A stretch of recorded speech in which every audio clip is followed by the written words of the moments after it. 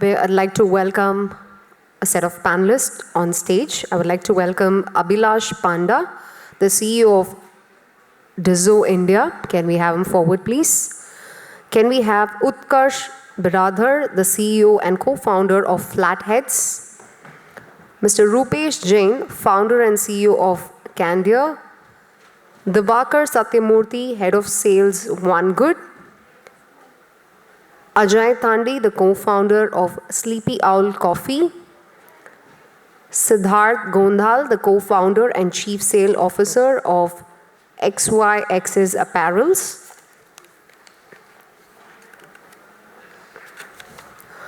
Abhishek Negai, the co-founder of Ego's Nutrition.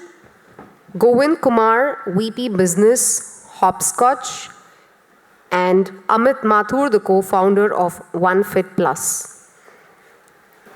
So can we have one round of applause for all the dignitaries who are on stage with us, who's going to lead with our moderator for the day, Mr. Umair Mohammed. Just give us a few seconds, sir. They'll organize a mic. Thanks everyone for joining us on stage, and thank you everyone for listening to me twice now.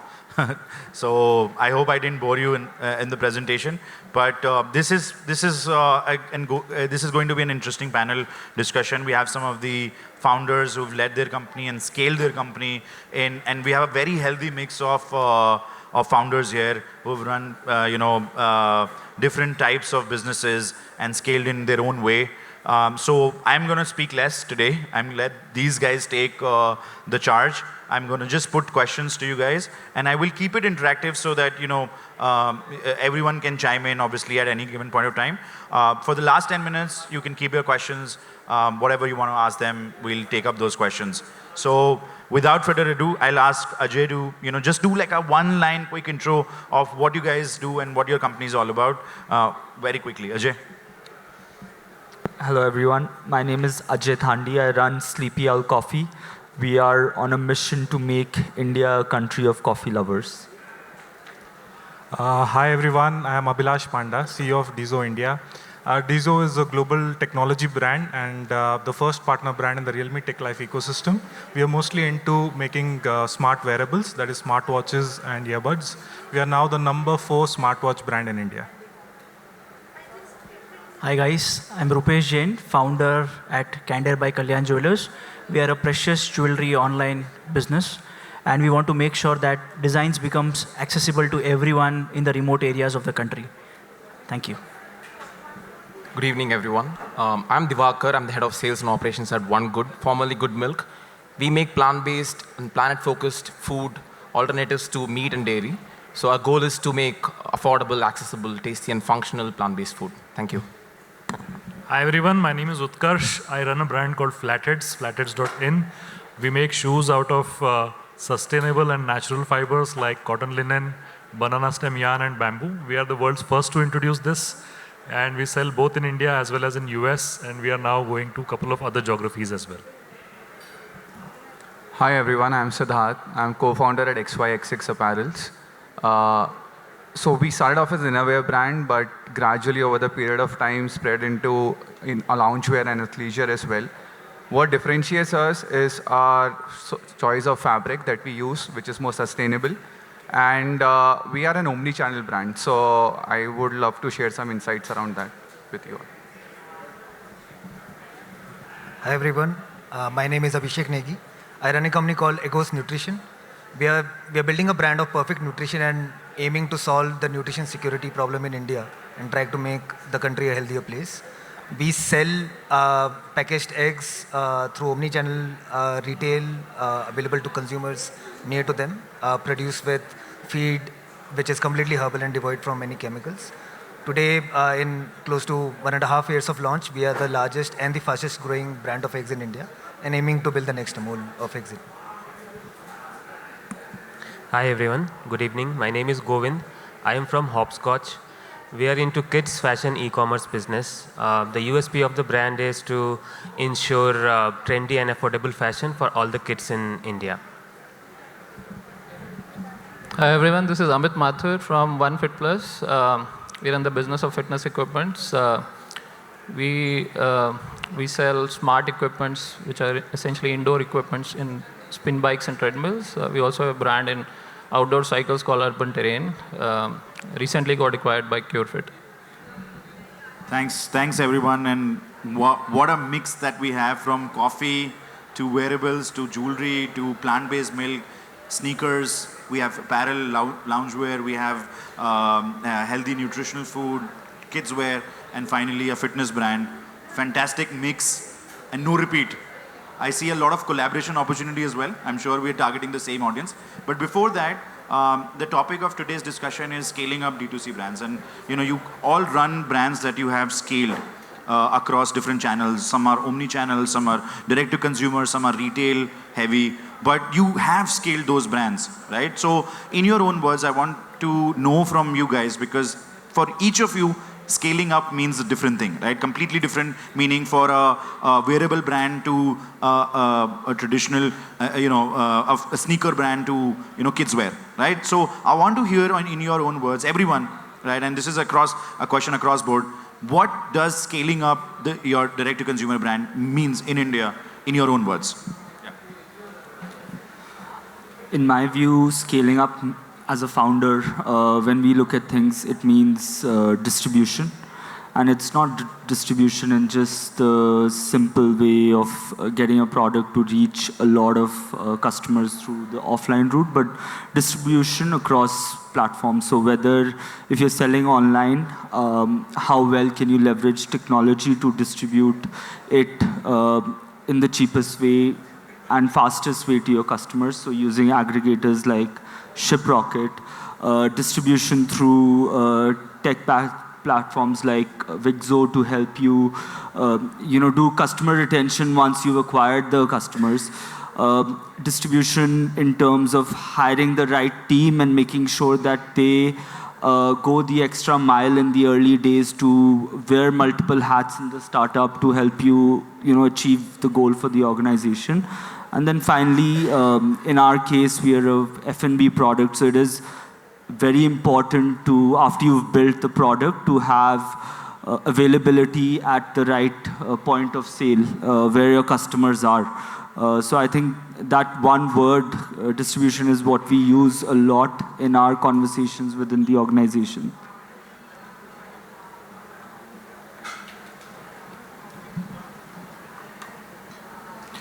Yeah, Umair, I think scaling up for D2C would mean that we become #1 in India. That means we have to beat one of the sharks. So that's the broader aim. But having said that, I think what we are looking at is how do we sustainably scale up every day. We have just been in a year in the country, and we have not yet showcased our entire roadmap to the audience. So understanding what consumer requirements are, how do we ensure that customer retention happens, how do they move from, let's say, one wearable device and upgrade themselves to the next, which is the case with a lot of smartphones. And typically this is an industry is also following the same kind of route, where the technology is increasingly happening in China. Ecosystem is developing, and we are trying to get the best technology and provide it at competitive prices to the audience. After that, one more thing that we are also looking at is post-sale service.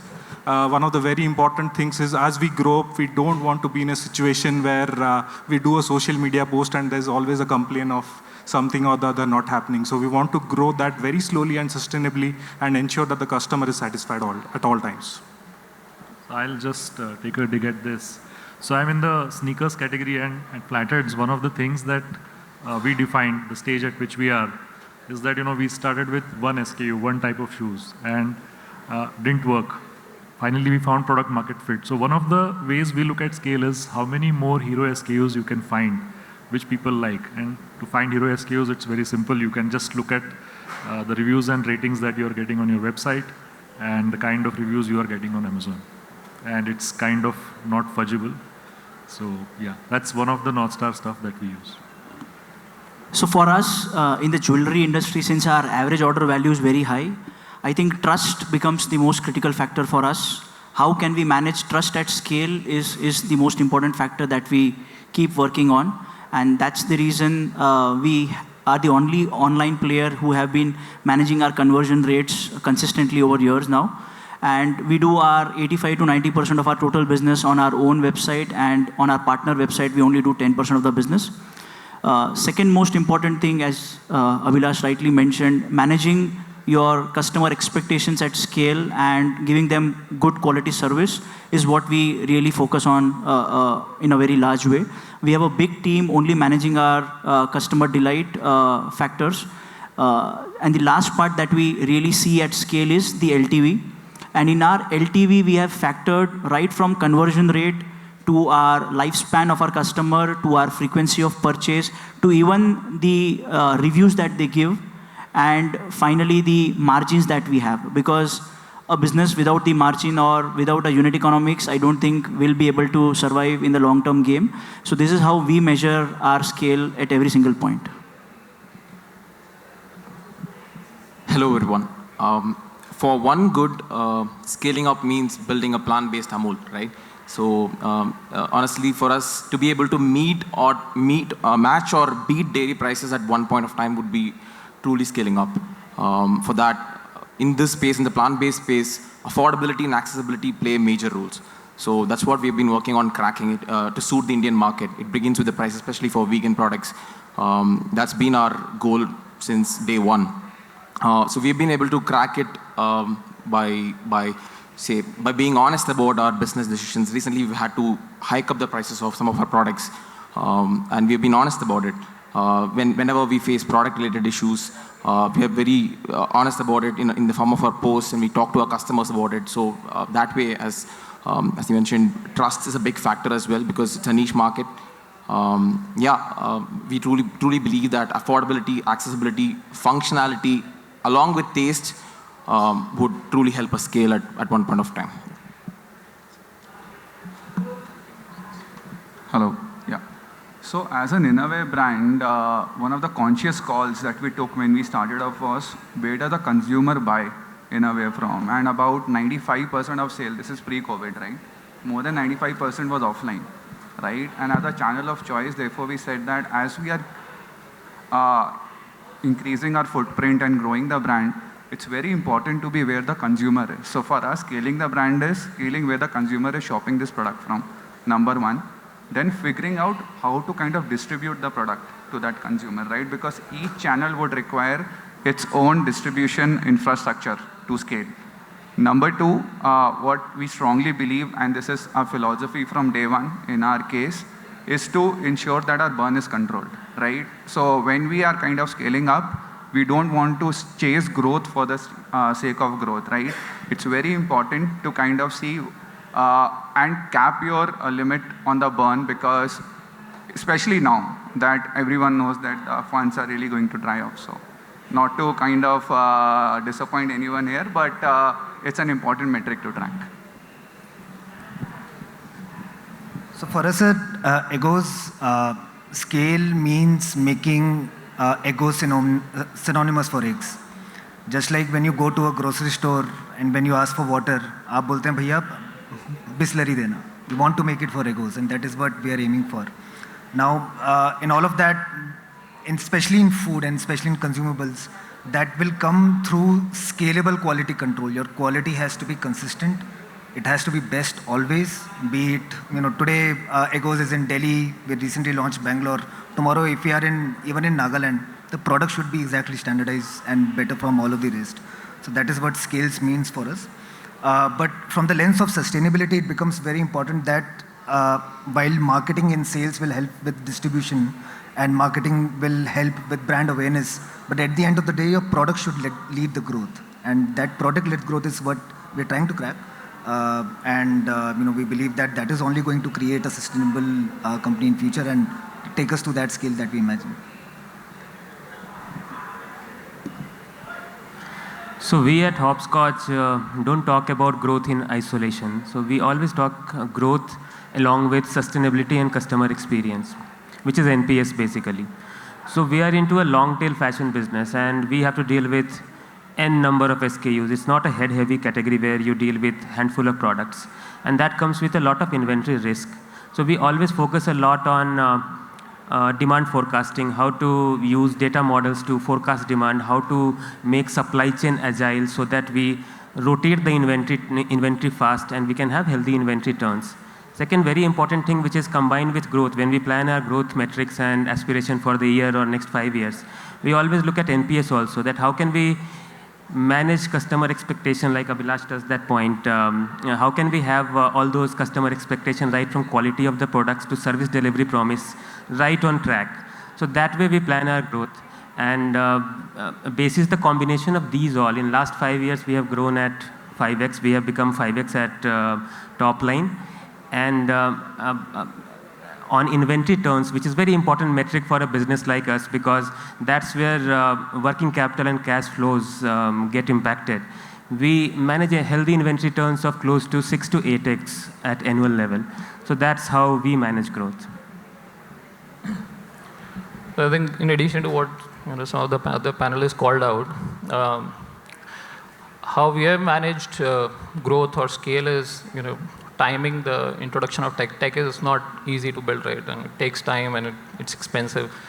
So a couple of examples where, how we scaled using tech is we built we have a pan-India installation network.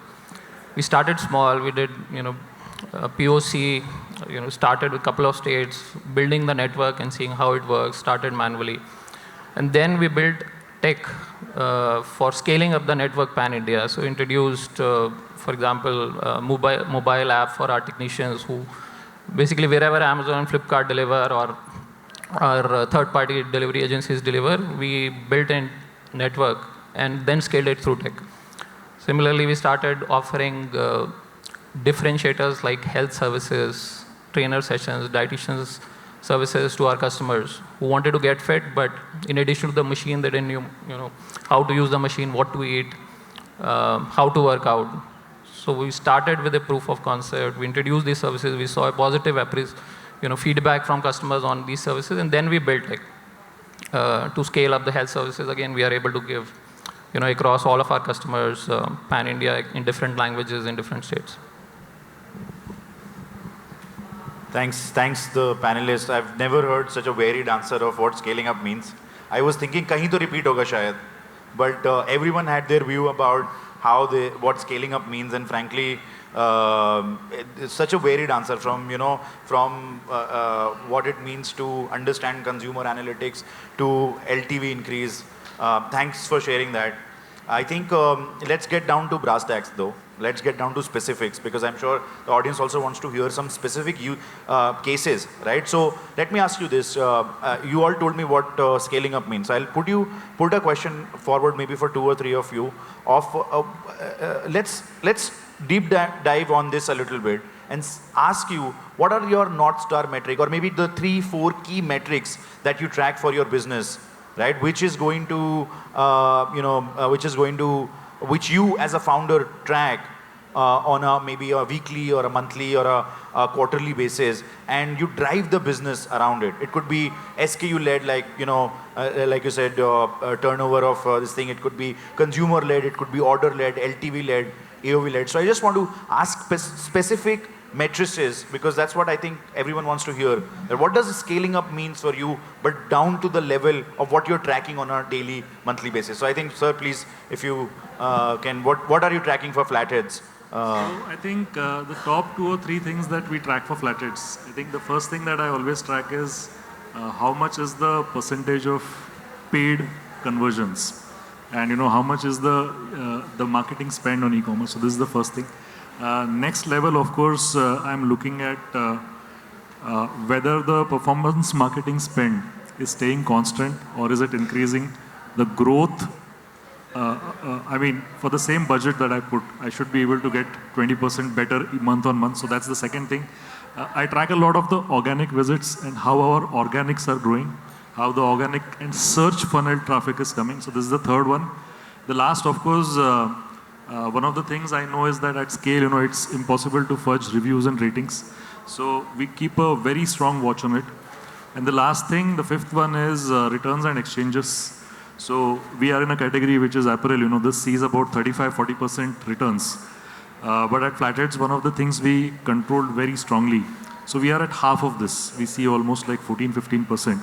And there is a strong relationship of this last thing with the product itself and how we engineer it to reduce the returns in our category. So these are the 4 or 5 things we track in terms of numbers or data, particularly for scaling. Rupesh sir, also you, because a very different category, very different products, obviously from sneakers to jewelry. So what are the matrices that you track overall in the health, to check the health of the business while scaling up? So technically, if you ask me, Umair, all founders are looking under all the metrics daily, because without that their days doesn't start and they cannot even sleep. So only talking about top 3 is definitely going to be difficult for all of us. But if you ask me, if I have to track only 3 metrics in the organization, definitely first would be the conversion rate, because that's the bread and butter for any online business. Without that, we cannot even start our day. Second thing that we very closely monitor is our daily NPS score of the last day, because that's where I get the pulse of the entire organization, whether are there any escalations or any problems that we are facing, because customers definitely know our products better than what we know. So a lot of insights we get from our customers, and that really helps us in building a better product for the next time. Third thing, because jewelry as a business is a very heavy inventory-led business. We are the online player who manage the entire inventory just in JIT. We do not have any inventory in hand. Everything is make to order. So we make sure that once we manufacture a product, second time, how can we reduce the timeline to manufacture the same product so that the consumers can get the same product when they are ordering it for the second time in less than 3 to 4 days. So we start from 14 days and then we keep reducing to 10 days to 7 days and finally to 4 days. So that's the entire journey that we keep tracking. Thanks, Rupesh. Also to Dizo. You said you're the number 4 brand, so and the aspiration is to become the number 1, right? So I'm sure from a variable, and you want to become a shark, so think of it like a Shark Tank. but tell the audience that if today, what matrices are you tracking? Not just from maybe from a acquisition perspective, but also because you are selling a product which has a lifetime value and people are constantly using it. So are there any deep down matrices that you track there as well? What is the usage of the product, right? Because in some cases, like for example, coffee or maybe sneakers, the usage is pretty standardized, right? They know that people are buying it to drink. But in your case, it could mean a lot of different things. Absolutely. We are operating in a market which is today very cluttered, and it's difficult to give something new every time to the consumer. So apart from everything that my rest of panelists said, we are always looking at new consumer use cases which we can solve for. A simple example I can give to the audience, like in the smartwatches that we sell, India as a country experiences a lot of sunlight. We operate outside in the daylight, and because the smartwatch screen is very small, it's very difficult to read and operate on it. So what we did at Dizo is we figured out this is a use case. So we started providing high nits brightness on our smartwatches. Every Dizo smartwatch has 500 nits plus. It's equivalent to a standard smartphone that you get. So even if you're in broad daylight, you can easily check out or operate your smartwatch easily. Another thing, if I can take an example, is when you use an earbud, there was a Qualcomm survey in 2020 which told us that the maximum usage of earbuds is on gaming. And gaming is let's say, a platform is increasing in India day by day as we speak. The Gen Z audience is gaming more and more. So in order to give them better experience, even the entry-level Dizo earbud or neckband has low latency in it. So when you're playing BGMI, you won't experience any lag between the video that you see and the audio that you hear. So these are some of the use cases that we figured out, and we're trying to innovate further on it every time we launch a new product. It is actually a pretty big challenge. I'm an avid gamer, not BGMI, but I play Call of Duty, and it is a massive problem, because you have a call-out sign and by the time you hear the audio, you might be killed. Yeah, but you're definitely dead by the time you hear the audio, right? So in addition to, I think, talking about long-term metrics, so we offer content, right? People get smart equipment and then they need some distraction. Everybody needs distraction to work out. So we also offer distraction in form of, let's say, trainer classes or a virtual experience in the form of a game or a scenic ride. So we track metrics like how much is the users, using the content. What is the DAU, MAU, what is the engagement minutes, when are they dropping off. I think those are critical metrics because what we want to do is build a community and build a network effect out of our user base. Fantastic. I think that's a very solid point. So you're saying on top of the product that you're selling, you're offering a bundled value-added services that becomes the sticky point of the product. Fantastic. Right? That's great insights, guys. And so now I think the next question that I want to put to more omni-channel brands, people who sell mostly retail. So I think I'll start with Ajay, maybe Egos, and also One Good can tell us more about the question specifically. Again, generic stuff nahi hai.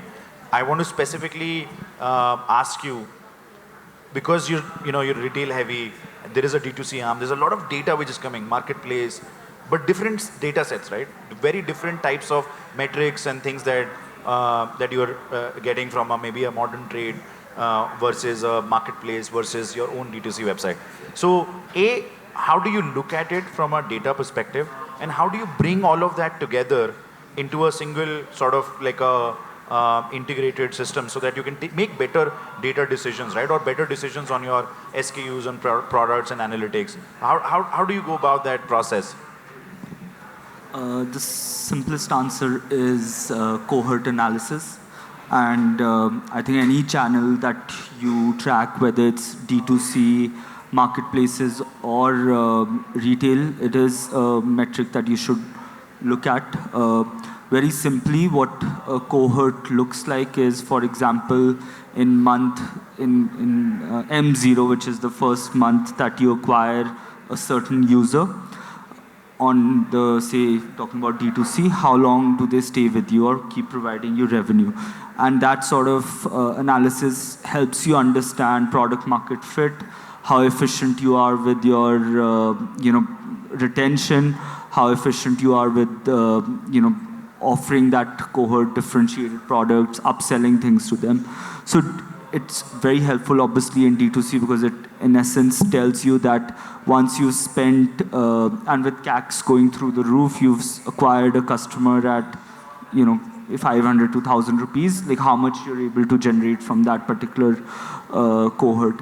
And what you can also look at, say, one particular cohort is doing better than another month, you can go back into the granularity of that particular month and see what went wrong or what went right, and helps you make better decisions. Similarly, in retail, where it's very easy to fool yourself by because obviously the billings most of the times happen at distributor end rather than customer, where or secondary or tertiary level sales. So tracking that sort of metrics on a store level, where today you have platforms like Field Assist and Bizom that can give you that clarity, and then looking at adding a layer of cohort analysis on those stores gives you a true picture of if your product is moving fast, and that inventory turn will eventually help you build sizable business. Last is in omni-channel, where D2C is very helpful is, for example, you start a coffee company like we did, thinking in our mind that, okay, it's a product primarily for the tier 1 cities, but we sell on D2C, we sell across the country. Now, when you go offline, D2C kind of really helps you build that strategy that, for example, I'm selling in Delhi, and I would ideally think, let me open Bangalore or Bombay next, but if I can look at my data, where my customers are, and if I find a large cohort is out of Lucknow, it will make more sense for me to open distribution in that particular city where my customers already are transacting. So I think always looking at data is important, and as a founder, what it kind of helps you is helps you make better decisions faster. Perfect. Thanks, Ajay. I think Egos also. Please. So, at Egos, our main purpose is to deliver freshness of eggs, because if the eggs are fresh, then the nutrition is also retained. Versus any other egg in the country, which are typically 7-10 days old, and half of the nutrition is already lost. So that is the key purpose that we are solving, right? Now, to track it, we look at from a lens of lead indicator and lag indicators. Now, a performance of, say, a revenue or SQ sale or mapping is a lag indicator for us. But what is a lead indicator is that how many retailers am I touching on a daily basis? Is my product available or not? Are my PO getting delivered or not?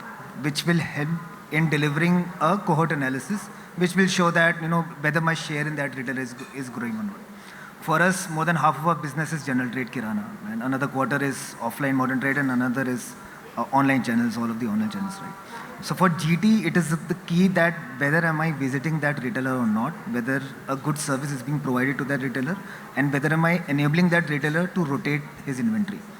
Agar maal ut raha hai, then the retailer will also understand that this is a brand, and he will also promote that to consumers. And in India, retailers are you can say the super promoters which are out there, right? For modern trade, it is the wallet share. The idea is to own the complete wallet share of that area. So what we look for is that what are the matrices coming out. So for online channels, key thing is for us to track that if 100 users bought a product from, say, Blinkit or a Zepto, how many were repeat users out of that? And these online channels help with these kind of data. We like to keep it above 80% that people are coming back for our products, and remaining 20% are discovering our products on the go on their limited area.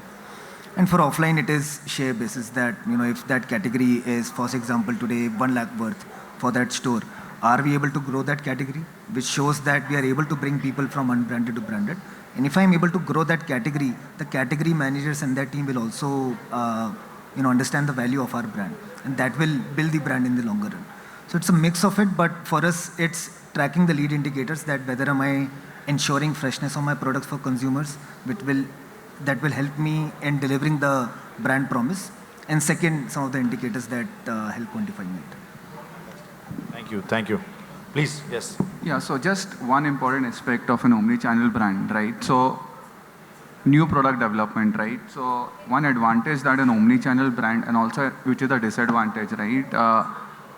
Your product could be selling across channels or could be selling in, say, one particular channel. So it's very important to kind of figure out what are the synergies that can you get across channels, because inventory management in omni-channel is extremely complicated, right? How much would you like to depute towards a particular channel, right? How much can you deploy, say, at a distributor level? How much can you, say, deploy at an Amazon warehouse versus a Flipkart warehouse, right? All of these data and insights, if you do not track at a daily level or, say, at least at a weekly level, you will not be able to fulfill the promise of delivery to a consumer, right? And at the end of the day, fulfillment is extremely critical. Out of stock is like out of mind. People will kind of forget you, right? That is an important thing. The second thing is, it's very important for an omni-channel brand to figure out how to get new product insights, right? Now, for example, in a retail environment, the retailer would be approached by a consumer and he would be asked, so he would have bought, say, an XYXX underwear before. But what else is he asking for, right? If there is a way to kind of get that information from the retailer back to the brand, that can funnel into your new product development, right? So that's an important thing if you can collect or if you can mobilize your sales team. So for example, in our case, we use a tool called as Field Assist. Now there are multiple tools like that, Bizom, etc., which a lot of people in the market use. But it's very important to kind of see how you can use these tools to get market insights back to the brand, which can be then actioned into creating something useful. So I think that's an important metric I wanted to add. I think just to add, Please, yes. one of the things I think everybody would be doing is improving their product, right? So there's a lot of big role data plays in how do we keep improving our product. In our case, it has been like equipment side. So these are heavy and bulky equipment. So getting the product right over time, data plays an important role in what is the feedback coming in. In case of a bicycle, is there a brake problem coming in? So, iterating over data every day and figuring out a brake needs to be fixed, or there is a belt in a treadmill which needs improvement, that there is a wear and tear after a certain time, so let's look at it. I think all of us probably are doing that. Data plays an important role in improving the product. Agreed. I think data plays the most critical role, not just in improvement of product, but also how your product is going to evolve over a period of time. and obviously improve.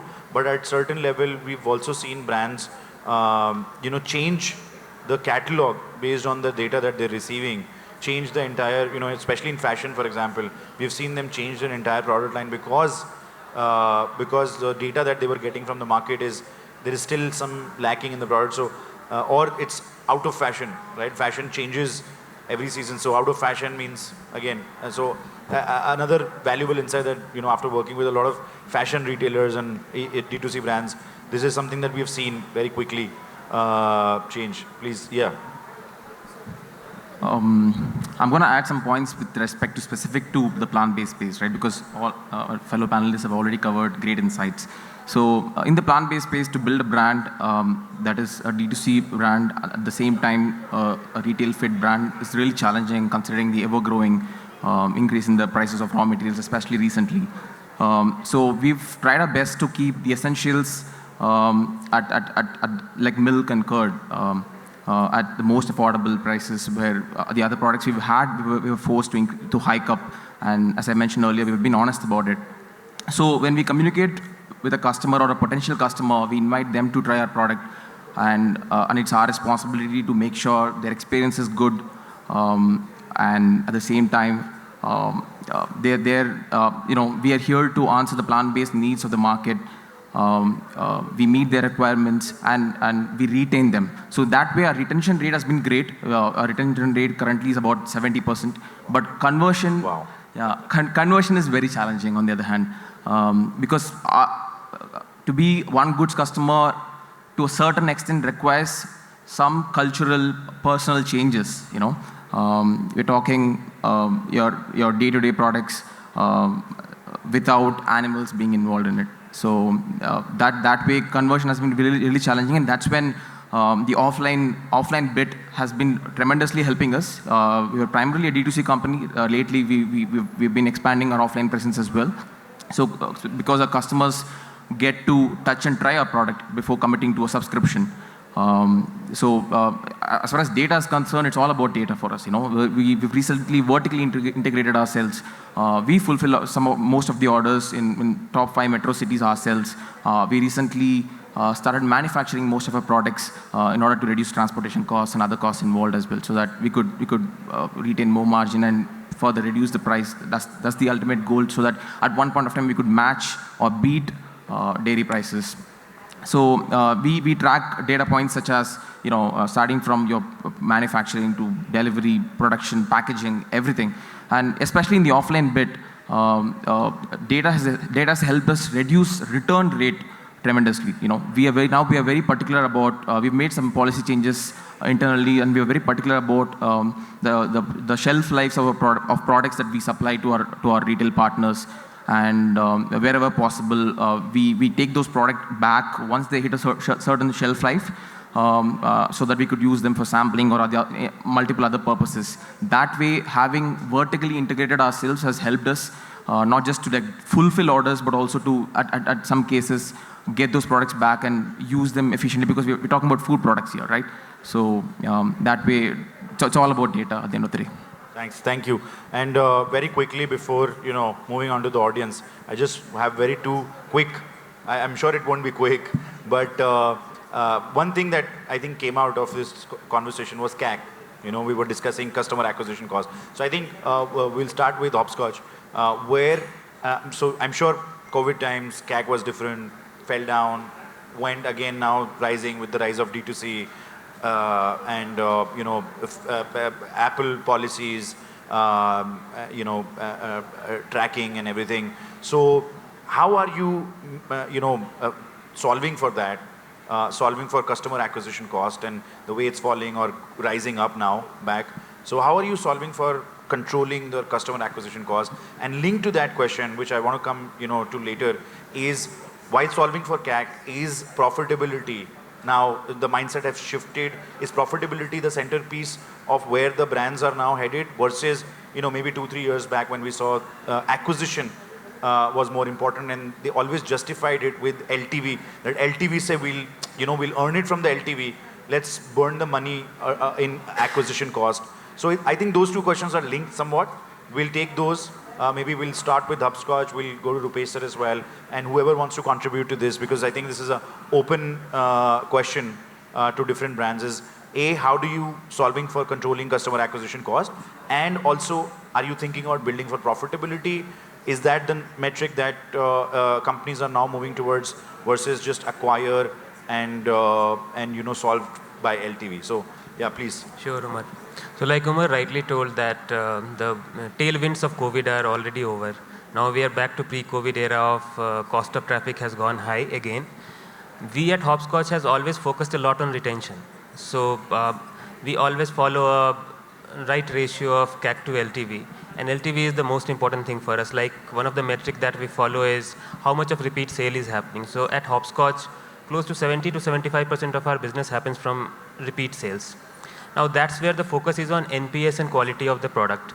So even if the CAC goes up, your LTV is high and you make up money after the first purchase. So for us, the consumer comes twice in a month, and after that we end up making money. So the lifetime value of the consumer keeps on increasing, and we focus on how can we add more and more product lines so that I can ensure that consumer can keep on coming. For us, we are in a kids business, so age groups are very important for us. So when we started, we were focusing on 0 to 8 years. Now we are extending the age group from 8 to 12, and now post that will go to 12 to 16 also. So that's how we are prolonging the lifetime value of the customer. Plus, one very important metric over here, because of which the repeats happen, which will keep your CACs in control and you can keep on funding your marketing spend, is quality. That the quality and experience of your product and service should be good so that consumers keep on coming to you.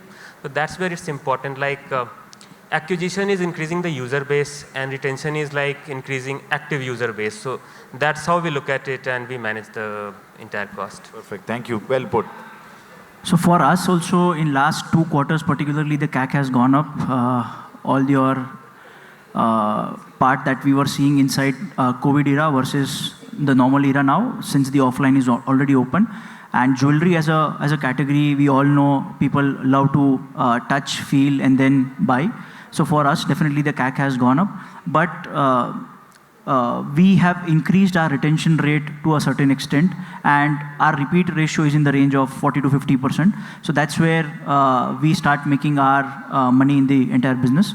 Second thing is our average order value, which was standing at 23,000-24,000, now it has started moving to almost 30 to 33,000. So that's where we are again increasing the LTV part of the customer. So that's again plus, even though if our CAC increases by 10 to 15%, but at the same time, if we are increasing our average order value, we are able to manage that CAC. And the third thing that we are now doing is we will open our first store in the month of September. So by spending the same marketing dollar, if we can get some customers to the nearest store, that's again a new channel of acquisition for us. So these are the 3 levers that we are tracking on daily basis to manage our CAC now. Perfect. Thank you. And I think linked to that question, CAC and profitability, if I can just quickly go to sir and then, yeah, please. So quick thing at Flatheads, one of the things is Jan, Feb, March, the iOS updates and stuff like that, the CAC has gone significantly higher. And so 2 strategies for people who want to stay online. One of the things is we have changed the mix, how much we are selling on marketplaces versus how much we are selling. So marketing on the marketplaces is now a new science. So that's one of the things we are following. We are also building a lot of organic, and that's, I think, the way to go. Educating the customer. I also feel that one of the things that people tend to ignore is that CAC is also a function of the trust that the brand has. And that trust has to be built in various ways. It's more through content. It's more through who is endorsing the brand. And it can't be like, you are buying a celebrity to endorse the brand, but somebody who is genuinely kind of taking you viral. And these are some of the strategies that we have started using. A couple of one of our investors is a celeb, and he is Gaurav Kapoor. He comes on the IPL commentary. So we just gave him a pair of shoes and he started wearing it. Now a bunch of people like Matthew Hayden, Harsha Bogle and Parthiv Patel, and they saw it in the commentary box. They asked for it. We said, sure, take the shoes. So they are wearing it. They are coming on to pitch reports, and we are not paying dollars for it. So I think that's one of the ways to kind of take it, build the trust, at the same time take the CAC down. Sir, ये गौरव कपूर कहाँ मिलेंगे next? A lot of my brands wants to partner with him. ये please आप बताइए कहाँ मिल सकते हैं? We'll connect. Yeah.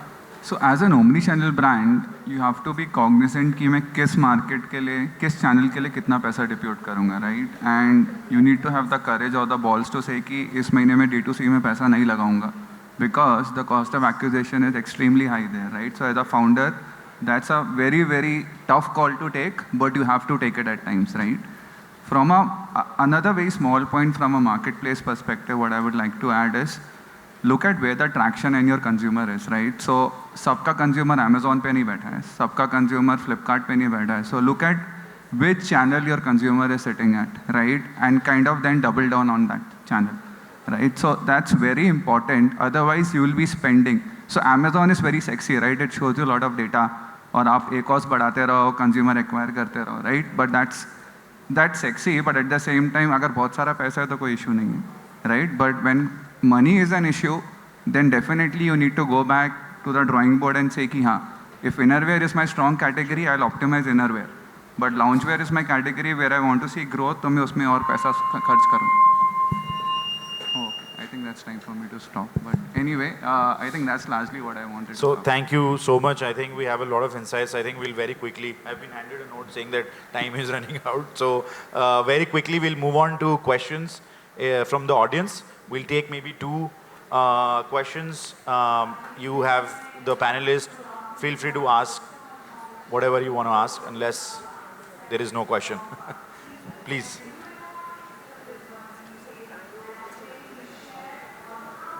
Yeah, please. Can we have a mic? Hello. Hello, everyone. Right here. Okay. Yeah. My name is Akshay Jain. I am the founder of GoHi, a consumer IoT brand.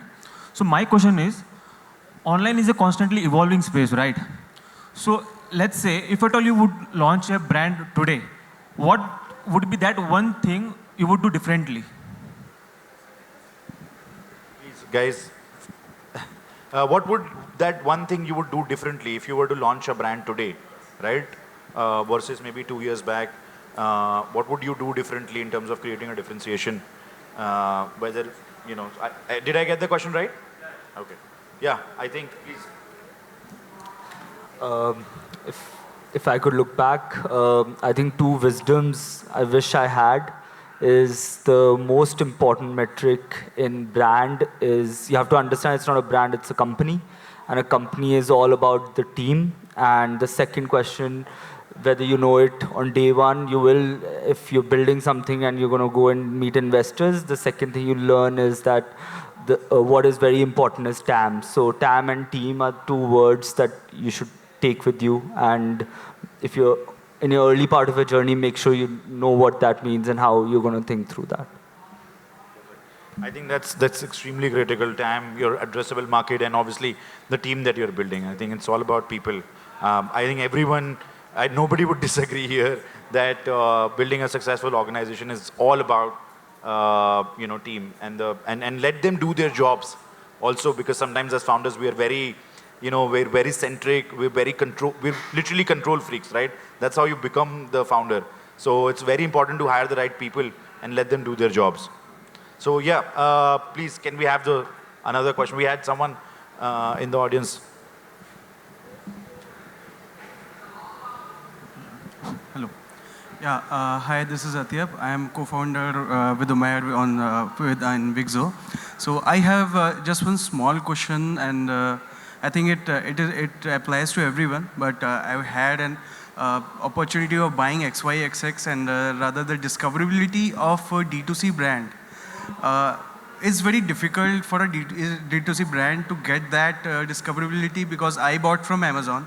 Now I know you have a website, you are a good brand, I got this product, I was very happy, and then I'll buy it again. But now I'll go to website because I attended the conference, I know there is a website, and I work in the same area. So, but how difficult it is for a D2C brand to make the consumer shift from a marketplace to your D2C website? I think I think that brilliant question, which I would like to frame, is A, how are you solving discoverability of the brand? And B, is there a shift? And if there is a shift, maybe you don't want to make the shift the consumer from marketplace to, or if you do, how are you solving for that? So I think, so very important and a very good question, right? So how do you shift the consumer from other channels, right? Which probably lead to lower margins for you versus your core channel with D2C, which has the highest gross margin channel, right? I think having a strong brand or building a strong product-based brand is extremely critical, right? So we signed up KL Rahul recently, right? And we said, ki chalo, we have got a product market fit. Our product is now already accessible via Amazon and other portals, right? But we want to bring traffic onto our core website, right? Innerwear is not like a fashion lifestyle product that you wear on the outside. It's a very unsexy product that you wear inside, right? Probably buy once a year or twice a year. जब तक whole नहीं होगा तब तक कोई change नहीं करता है इंडिया में, right? So typically, how do you get repeat? How do you get the people to come onto your website and buy? I think brand building is extremely critical, right? The amount of effort, and if you want to say the biggest thing is build a brand. First, get the product right. Second, build the brand. Then obviously the customers will flow onto your website. Perfect. Very well framed. And I think we're running out of time, so we'll have to call out this session here. But thank you so much, everyone, for insights. I'm sure it was a great value add for everyone in the audience. It was for me.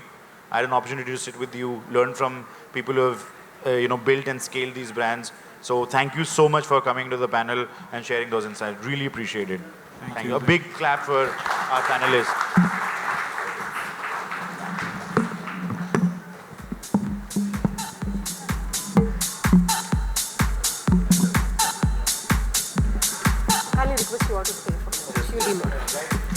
Check. I request all our panelists to kindly stay back with us. I'll request our moderator to kindly do the honors in presenting a memento to all our panelists.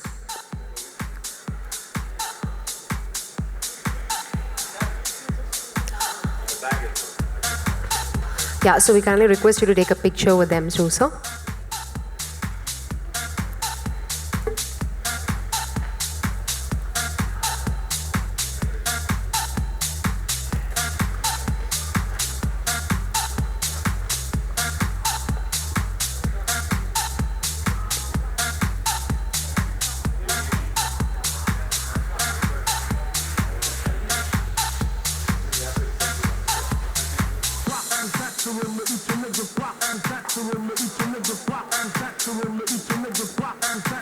Each nigga pop.